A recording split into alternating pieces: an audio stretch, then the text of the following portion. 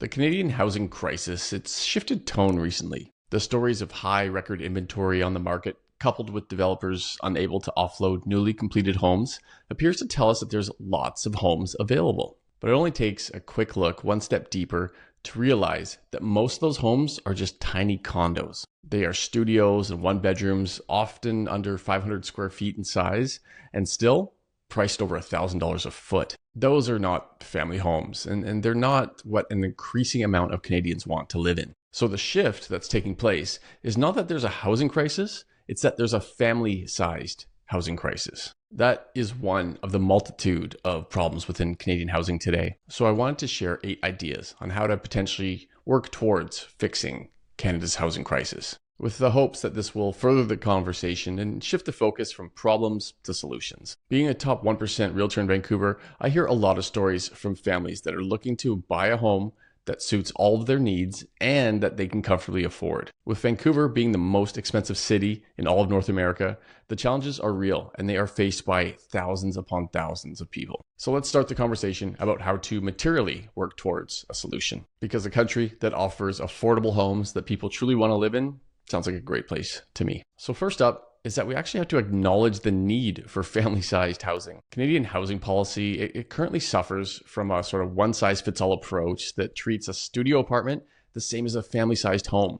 This unit is a unit mentality has inadvertently legislated the 3-bedroom starter home basically out of existence. It's creating a critical shortage of spaces suitable for raising children. From working from home and in an environment that works for the entire family to restoring the dream of family housing, we need to shift our strategy. The solutions could come in the form of incentivizing family-sized housing. Programs like Ontario's Building Faster Fund should be reformed to prioritize and reward the development of larger multi-bedroom homes rather than offering the same incentives for those shoebox condos. Next is to modernize growth assumptions. Municipalities have to update their growth plans with realistic data on family formation and to accurately project and meet the actual demand for larger living spaces. Then it's time to protect the starter home. By moving away from restrictive policy designs, we can reintroduce the 3-bedroom starter home as a standard attainable option in our communities. Second solution is that we have to acknowledge the building codes have to change. In many parts of Europe, for example, the gold standard for family living isn't a detached house. It's actually a thoughtfully designed 3-bedroom apartment. These homes feature, courtyard style layouts that foster community and provide incredible functionality for families. Currently, these designs are effectively prohibited in Canada due to outdated regulatory hurdles, but by adopting international standards, we can bring these options to our cities. To do this, we have to modernize the building code. We need to update the restrictive rules, such as rigid staircase requirements that currently limit floor layout geometry and make adding a 3rd bedroom pretty impractical. Next up is to adopt the international elevator standards. North American elevators currently cost 5 times as much as their European counterparts due to regulatory misalignment. So if we adhere to international standards, well, that would dramatically lower construction costs for these mid-rise family housing. Overhauling zoning and land use is up next. We must address the land use barriers that currently exist and were highlighted in studies like Impossible Toronto. These barriers effectively prevent construction of beautiful, efficient courtyard-style apartments that are greatly needed. Next is to prioritize family-friendly geometry. That means that if we can reform the 14+ regulatory roadblocks that are currently in place, we can move away from these shoebox designs and towards layouts that truly suit a wide range of Canadian families. After the building code comes number 3, and that is the desperate requirement to reform land use and zoning. We must essentially dismantle the municipal red tape that makes family-friendly housing impossible to build. Here are the key regulatory solutions. We need to standardize the rules nationally. Currently, hundreds of municipalities create their own rules, such as height restrictions and angular planes that prevent modern factory-built construction, for example. We should adopt a model more like Japan's, where the higher level of government sets uniform zoning standards, leaving municipalities to focus on local implementation. Understandably, slashing approval timeframes is super important here. Approval processes are currently inconsistent and sluggish. A project taking 2 months in Edmonton, for example, can take 3 years in Hamilton. Streamlining these processes across the board is essential to reducing carrying costs and uncertainty. It's also time to look at leveling the playing field. See, there are overly complex regulations currently that favor large developers with the resources to navigate red tape. Simplified, I think transparent rules would allow smaller builders to enter the marketplace, creating more competition and, of course, options for the end users. Reform land planning is next. You see, urban growth boundaries, they must reflect actual population growth and the need for these family homes. We need accurate hazard mapping to ensure we aren't earmarking environmentally sensitive or high flood risk land for development. And it's also time to modernize building codes. Provincial and federal leadership must drive regulatory reform to ensure building codes support density and modern construction methods rather than hindering them. If we can move away from these bespoke municipal rules into more of a streamlined plan-based systems, we can finally build the diverse, affordable communities that Canadians deserve. Number 4 is development charges. Right now, development charges and taxes combine for upwards of 30% of the total cost of a new home. Have a look at this chart provided by the Missing Middle Initiative. It shows that in the city of Toronto, development charges add over $130,000 per unit. Should those be removed, the price of an apartment would drop, $130,000 overnight. That would lower the cost of a 2-bedroom home by upwards of 20%. Understandably, funds are required for the infrastructure needed to service these new homes. The shift that is required is that cost is moved away from the home buyer. Here are the primary solutions for that. Shift financing to government rates. Financing infrastructure through development charges forces costs onto high interest mortgages and construction loans.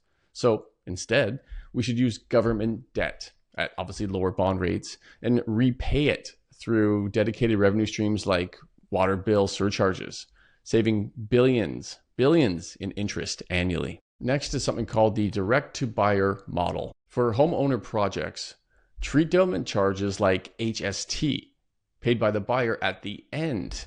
And while that might not sound like a solution, it actually is pretty impressive because it reduces the initial capital requirements to start the project, first of all. And while that might sound like buyers would still pay the same amount, it is a significant difference, and it's lower because of ending the tax on tax. See, we need to exempt the development charges from HST, PST, GST, and land transfer taxes. See, currently, homebuyers are unfairly charged sales tax on those infrastructure contributions. They are literally paying taxes on taxes that are paid by the developer. Removing the tax on tax issue would lower home prices by upwards of $50,000. It's time to update the technical calculations for development charges to ensure they are fair, they are transparent, and they are accurately reflecting real costs. They're not just increasing in line with the market increasing as well. If we can find a way to move these costs away from private debt, away from high interest loans, we lower the barrier to entry for people to access new homes while also maintaining high quality infrastructure. Number 5, it's a big one, taxes. Because on top of all the development charges I just laid out, homeowners are also currently responsible for a slew of taxes when they buy a new home. So while federal law does recognize housing as a fundamental human right, Canadian governments continue to tax new home construction at rates typically reserved for sin taxes like alcohol and tobacco. So to align our tax policy with our housing goals, we must implement the following strategic reforms. Expand the federal GST rebate. The first-time homebuyers GST rebate should be extended to cover all purchases of new primary residence to lower the barrier for all Canadians. Next, I suggest eliminating the land transfer tax for all new builds. New homes should be exempt from that tax no matter the price point, its location, or who's buying it. Next is to adopt pro-housing provincial measures. You see, not every province has the same tax relief for housing. British Columbia, for example, exempts homes under 1.1 million from a lot of these taxes. That is a relief measure that is currently non-existent in provinces like Ontario. I suggest removing the purchase price limit entirely and having potentially a more national look at these tax relief options. Number 6 is all about population. It appears time that we modernize how we plan for the growth of people within this country. Here are some ideas for a path forward. Let's build elastic systems. You see, current planning is too rigid. We need a system that can adapt instantly to unexpected surges in population growth. Fixing migration forecasts is important. You see, Ontario's current projections fail to account for intra-provincial migration. families that obviously move between communities, which effectively locks in regional housing shortages. Next up is modernizing for 2026. There's understandably a ton of immensely powerful software out there that can help the people that are designing population growth metrics. We need a data-driven approach that captures the real world dynamics of where families are actually moving and ensuring infrastructure and housing are built where they are needed, when they are needed. After what we experienced through the COVID era, I think it's very important that we make our planning systems more responsive and accurate so we can stop chasing growth and really get ahead of it and plan for it and create it properly. Number 7 is 0% loans. If we want to truly unlock the missing middle housing, the homes our cities desperately need, we have to change how they are financed. See, currently these projects are basically strangled by high interest construction loans that make the math nearly impossible, especially for the smaller builders. The solution would come in the form of 0% construction financing provided by the government. By removing that burden of interest during the building phase,